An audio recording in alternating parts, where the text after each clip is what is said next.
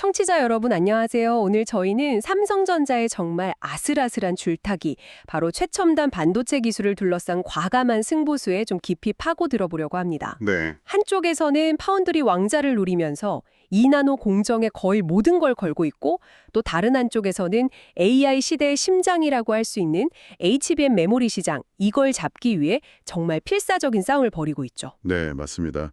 삼성이 처한 상황이 그야말로 뭐랄까 양쪽 전선에서 동시에 거대한 도박을 벌이는 그런 형국인데요. 파운드리에서는 TSMC라는 절대 강자를 넘어서야 하고 또 HBM에서는 SK하이닉스와 마이크론의 거센 도전을 뿌리치고 엔비디아라는 핵심 고객을 반드시 잡아야 하는 정말 절체절명의 순간이라고 할 수 있습니다. 네, 보내주신 여러 기술 보고서들을 보니까요. 이게 단순히 기술 개발 차원을 넘어서 천문학적인 투자, 그리고 수율과의 싸움, 또 경쟁사들과의 아주 치열한 수싸움까지 정말 드라마틱한 이야기들이 숨어 있더라고요. 그렇죠. 오늘 저희는 이 복잡하게 얽힌 실타래를 하나씩 좀 풀어보면서 삼성이 왜 이런 어찌 보면 위험천만한 길을 선택했는지, 그 배경과 진짜 속내는 무엇인지 함께 파헤쳐 보겠습니다. 네. 그럼 첫 번째 전선, 바로 파운드리 이야기부터 시작해 볼까요? 네. 삼성이 자체 칩인 엑시노스 2000에 처음 적용한다는 2나노 GAA 공정. 이게 기존 기술과 비교해서 도대체 뭐길래 삼성이 이렇게까지 공을 들이는 건가요? GAE, 게이트 오로라운드 구조는요. 쉽게 말해서 전기가 흐르는 길, 그러니까 채널의 위아래뿐만 아니라 양옆까지 전부 게이트로 이렇게 감싸는 기술입니다. 아, 전부 다요? 네. 기존 핀페트 구조보다 전류를 훨씬 세밀하게 제어할 수가 있어서 반도체 칩의 성능은 높이고 소비 전력은 크게 줄일 수 있는 말 그대로 차세대 기술이죠. 이론상으로는 정말 매력적입니다. 이걸 성공시키면 아시다시피 3나노에서 TSMC에 다소 뒤처졌다는 평가가 있었는데 이걸 뒤집고 2나노에서는 기술적 우위를 점할 수도 있다. 이런 계산이 깔린 겁니다. 와, 설명해 들으니까 정말 꿈의 기술 같네요. 근데 현실은 좀 다른 것 같아요. 얼마 전까지만 해도 이 2나노 공정 초기 수율이 30% 정도밖에 안 된다는 얘기가 있었잖아요. 네, 그런 얘기가 있었죠. 제대로 된 제품이 10개 중 3개 나올까 말까한 수준인데 이걸 어떻게 양산을 하겠어요. 여기서 그 비싼 장비 ASML의 High-NA EUV가 등장하는 거죠. 바로 그 지점입니다. 이 수율 문제를 해결하기 위한 삼성의 어떤 비장의 카드가 바로 High-NA EUV 장비 도입인 셈이죠. 기존 EUV 장비보다 훨씬 더 정밀하게 회로를 그릴 수 있어서 2나노 같은 초미세 공정의 수율을 끌어올리는데 결정적인 역할을 할 수 있다. 이렇게 보는 겁니다. 결정적인 역할이요. 그런데 이 장비 가격이 정말 입이 떡 벌어집니다. 한 대에 4억 달러, 우리 돈으로 5,500억 원이 넘어요. 5,500억 원이요? 장비 한 대 가격이요? 와, 이건 뭐 웬만한 중소기업 전체의 가치보다 비싼 거 아닌가요? 그렇죠. 게다가 1년에 전 세계에서 만들 수 있는 게 고작 대여섯 대뿐이고 아무나 살 수도 없는 전략 물자라면서요. 그런데도 이걸 사겠다고 나선다는 건 그렇죠. 돈이 있어도 구하기 힘든 물건인데 삼성은 이걸 확보하려고 필사적인 겁니다. 더 흥미로운 건 최대 경쟁사인 TSMC의 반응이에요. 아, TSMC는 어떻죠? TSMC는 우리는 기존 장비로도 1.4나노까지 충분히 가능하다면서 이 비싼 High-NA EUV 도입에는 상당히 신중한 태도를 보이고 있거든요. 아, 그래요? 네, 오히려 삼성이 너무 서두르는 것 아니냐 이런 시각도 있을 정도죠. 이야, 이건 정말 흥미로운데요? TSMC는 굳이 저 비싼 걸 벌써부터 약간 이런 입장인데 삼성은 아니다, 우린 이걸로 승부를 봐야 한다. 이렇게 정면으로 부딪히는 거네요. 네, 그런 구도죠. 이 결정 하나만 봐도 삼성이 얼마나 절박하게 또 과감하게 움직이는지 알 수 있을 것 같아요. 이게 뭘 의미한다고 봐야 할까요? 삼성이 파운드리 시장에서 단순히 점유율을 높이는 수준을 넘어서서요. 기술의 방향 자체를 주도하겠다는 아주 강력한 선언으로 봐야 합니다. 메모리 분야의 성공 방식과는 또 다른 길이죠. 엄청난 비용과 기술적 난제라는 위험을 기꺼이 감수하면서까지 파운드리에서도 초격차를 만들겠다 이런 의지를 보여주는 겁니다. 초격차. 물론 실패했을 때의 타격도 그만큼 크겠죠. 그야말로 하이 리스크 하이 리턴 전략의 전형이라고 할 수 있습니다. 네. 파운드리에서의 이 아슬아슬한 도박과 동시에 삼성의 또 다른 심장인 메모리 반도체, 특히 HBM 시장에서도 정말 피 튀기는 전쟁이 벌어지고 있다는 거죠. 네, 그렇습니다. AI 시대의 기름이라고 불릴 만큼 중요한 이 HBM 시장에서 삼성이 엔비디아 공급망에 들어가려고 사활을 걸고 있다고요. 엔비디아가 뭐길래 이렇게까지 목을 매는 건가요? 와, 엔비디아는요, 현재 AI 칩 시장의 80% 이상을 쥐고 있는 절대 강자입니다. HBM을 가장 많이 사주는 최대 고객일 뿐만 아니라 사실상 HBM 기술의 표준이나 성능 요구 조건을 결정하는 게임 체인저라고 할 수 있죠. 게임 체인저. 네. 엔비디아에 HBM을 납품한다는 건 단순히 물량을 많이 판다는 의미를 넘어서요. 엔비디아의 그 까다로운 기준을 통과했다는 것 자체가 최고의 기술력을 공인받는 품질 인증 마크, 이런 상징성이 어마어마합니다. 아, 그러니까 엔비디아에 납품하는 것 자체가 일종의 훈장 같은 거군요. 그렇죠. 그렇게 볼 수 있죠. 특히 삼성이 바로 이전 세대인 HBM3E에서 엔비디아 품질 테스트 통과에 좀 애를 먹었다는 소문이 있었잖아요. 네, 좀 지연됐다는 얘기들이 있었죠. 그러니 다음 세대인 HBM4에서는 정말 실패하면 안 된다는 절박함이 더 클 수밖에 없겠네요. 맞습니다. HBM3에서의 지연이 삼성에게는 꽤 뼈아팠을 겁니다. 그래서 차세대 HBM4에서는 정말 모든 걸 걸고 있다, 이렇게 봐야 합니다. 엔비디아를 잡기 위한 삼성의 전력을 보면 정말 입체적인데요. 크게 세 가지 축으로 볼 수 있습니다. 세 가지 축이요. 구체적으로 어떤 것들인가요? 첫째는 가격입니다. 아주 파격적인 가격 정책이죠. 가격. 경쟁사인 SK하이닉스가 HBM4 가격을 이전 세대보다 한 30에서 40%는 높게 받으려 한다는 얘기가 나오는데 삼성은 이익을 거의 남기지 않는 수준, 그러니까 20% 미만의 낮은 인상률까지도 고려하고 있다.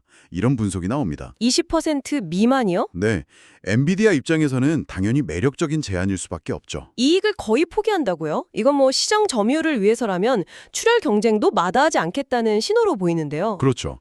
두 번째 축은 바로 생산 능력, 흔히 말하는 캐파입니다. 생산 능력? 삼성은 D램 메모리뿐만 아니라 로직 반도체 공정까지 자체적으로 다 가지고 있잖아요. 이게 HBM 생산에서는 엄청난 강점입니다. HBM은 여러 개의 D램 칩을 쌓고 그 아래에 컨트롤러 역할을 하는 베이스다이라는 로직 칩을 붙여서 만드는데 삼성은 이 모든 걸 자체 생산할 수 있는 능력이 경쟁사들보다 훨씬 큽니다. 아, 그렇군요. 이 압도적인 생산 능력을 내세워서 우리는 당신들이 원하는 만큼 안정적으로 물량을 대줄 수 있다고 어필하는 거죠. 가격도 싸게, 물량도 확실하게. 정말 강력한 카드네요. 그럼 마지막 세 번째 축은 뭔가요? 세 번째가 가장 대담하고 어쩌면 위험한 승부수인데요. 바로 기술적 모험입니다. 기술적 모험이요? 네, HBM4의 핵심이 되는 D램 칩을 만들 때 경쟁사들, 그러니까 SK하이닉스나 마이크론은 이미 검증된 5세대 1B D램 기술을 쓰려고 하거든요. 이게 안정적이니까요. 네, 안정적인 게 좋죠. 그런데 삼성은 여기서 한 발 더 나아가서 아직 양산 초기라 수율이 불안정한 최신 6세대 1C D램 기술을 HBM4에 적용하겠다고 나선 겁니다. 잠깐만요. 그건 좀 이상한데요? 아니, 경쟁사들은 안정적인 길을 가는데 왜 삼성은 굳이 더 어렵고 위험한 길을 택하는 거죠? 수율이 안 나오면 샘플 납품도 늦어지고 엔비디아 신뢰를 잃을 수도 있는 거 아닌가요? 정확히 보셨습니다. 그게 바로 삼성의 갬블인 거죠. 아마도 EUV 공정 기술에 대한 자신감, 그리고 앞서 말한 그 막강한 생산 능력을 믿고 기술적으로 한 세대 앞서가겠다는 의도일 겁니다. 아, 성공하면 기술 리더십을 확실히 가져올 수 있지만 말씀하신 대로 초기 수율이나 품질 문제로 고생할 가능성도 분명히 있습니다. 그래서 앞서 말한 파격적인 가격과 압도적인 생산 능력으로 이 기술적 리스크를 어느 정도 상쇄하려는 전략으로 보입니다. 뭐랄까? 기술이 조금 불안정해도 가격 싸고 물량 많이 줄게, 약간 이런 식이죠. 아하, 그래서 최근에 삼성이 HBM4 샘플을 만들 때 웨이퍼 투입량을 이례적으로 1만 장이나 쏟아붓고 있다. 이런 보도가 나온 거군요. 네.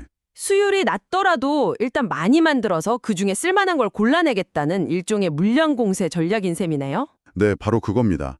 6세대 C D램의 낮은 초기 수율을 극복하고 경쟁사들과 비슷한 시기에 엔비디아에 충분한 양의 양품 샘플을 전달하기 위한 고육지책이죠. 이는 삼성이 HBM 경쟁에 얼마나 필사적인지, 그리고 초기 기술적 난관을 어떻게든 극복하겠다는 의지를 명확히 보여주는 증거라고 할 수 있습니다. 이 모든 움직임이 단순히 사업부 차원을 넘어서 그룹 최고 경영진 차원에서 직접 진두 지휘하고 있다는 점도 눈에 띕니다. 네, 그 점도 중요하죠. 이재용 회장이 직접 미국에 가서 젠슨 황 엔비디아 CEO를 만나고 또 최근 반도체 부문 수장으로 온 전영연 부회장은 수단과 방법을 가리지 말고 HBM 경쟁력을 확보하라고 주문했다는 이야기도 들리고요.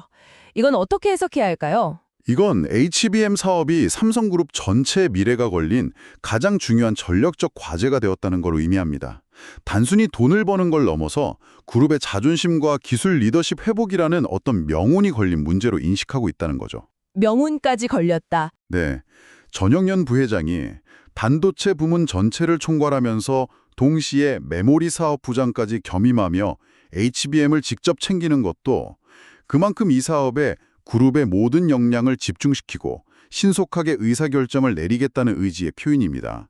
최고 경영진의 강력한 드라이브가 걸리고 있는 거죠. 듣다 보니 삼성의 이런 행보가 과거 D램 시장에서 보여줬던 그 치킨 게임을 연상시킨다는 분석도 이해가 됩니다. 네, 그런 시각이 있죠. 막대한 자금력과 생산 능력을 앞세워서 경쟁사들을 압박하는 모습이 비슷해 보이기도 하고요. 삼성이 정말 HBM 시장에서도 과거의 성공 방정식을 다시 한번 쓰려는 걸까요? 분명 유사한 측면은 있습니다. 과거 삼성은 불황기에 오히려 투자를 늘리고 가격을 낮춰서 경쟁사들을 고사시키는 전략으로 D램 시장의 절대 강자가 됐었죠. 이번 HBM 전략에서도 공격적인 가격 정책이나 압도적인 생산 능력을 활용하는 모습은 그때와 닮았습니다. 하지만 목표는 조금 달라 보입니다. 목표가 다르다고요? 어떻게 다른가요? 과거 치킨 게임이 시장 전체를 장악하고 경쟁자를 완전히 몰아내는 것이 목표였다면 이번 HBM 전략은 AI라는 특정 고성장 분야에서 엔비디아라는 핵심 요충지를 반드시 확보하고 이걸 발판 삼아서 기술 리더십 이미지를 되찾으려는 목표가 더 뚜렷해 보입니다. SK하이닉스나 마이크론 같은 경쟁자들을 완전히 없애기보다는 치열한 경쟁 속에서 확실한 지분과 영향력을 확보하려는 여전히 고위험 전략이지만 목표가 더 명확한 싸움이라고 해석하는 게 맞을 것 같습니다. 뭐랄까, 전면전보다는 가장 중요한 전략적 고지를 점령하기 위한 국지전에서의 총력전에 가깝다고 할까요? 국지전에서의 총력전. 흥미로운 비유네요. 오늘 저희는 삼성이 미래 반도체 시장의 두 축, 최첨단 파운드리, 즉 2나노 GAA 공정과 차세대 메모리 HBM4에서 어떤 과감한 승부수를 던지고 있는지 깊이 있게 들여다봤습니다. 네, 천문학적인 비용의 하이 NA UUV 장비 도입부터 이익을 거의 포기하는 수준의 가격 경쟁, 그리고 아직 검증되지 않은 신기술 적용이라는 기술적 모험까지 정말 모든 것을 쏟아붓는 총력전을 펼치고 있다는 느낌입니다. 그렇습니다. 정리하자면 삼성은 지금 막대한 자금력과 통합 생산 능력이라는 자신들의 가장 강력한 무기를 활용해서 로직과 메모리 양쪽 전선에서 동시에 매우 위험하지만 성공 시 파급력이 클 배팅을 하고 있는 겁니다. 이는 TSMC, SK하이닉스, 마이크론 등 강력한 경쟁자들에게 어떻게 보면 빼앗겼던 반도체 초격차 리더십을 되찾겠다는 절박함의 표현이자 동시에 미래 시장에 대한 강한 자신감의 발현이기도 합니다. 네, 이 두 가지 거대한 승부수가 어떤 결과를 낳느냐에 따라 앞으로 글로벌 반도체 시장의 판도가 크게 요동칠 것은 분명해 보입니다. 네, 오늘 삼성의 반도체 전략에 대한 심층적인 분석, 정말 흥미로운 시간이었습니다. 함께해 주신 청취자 여러분께 감사드립니다.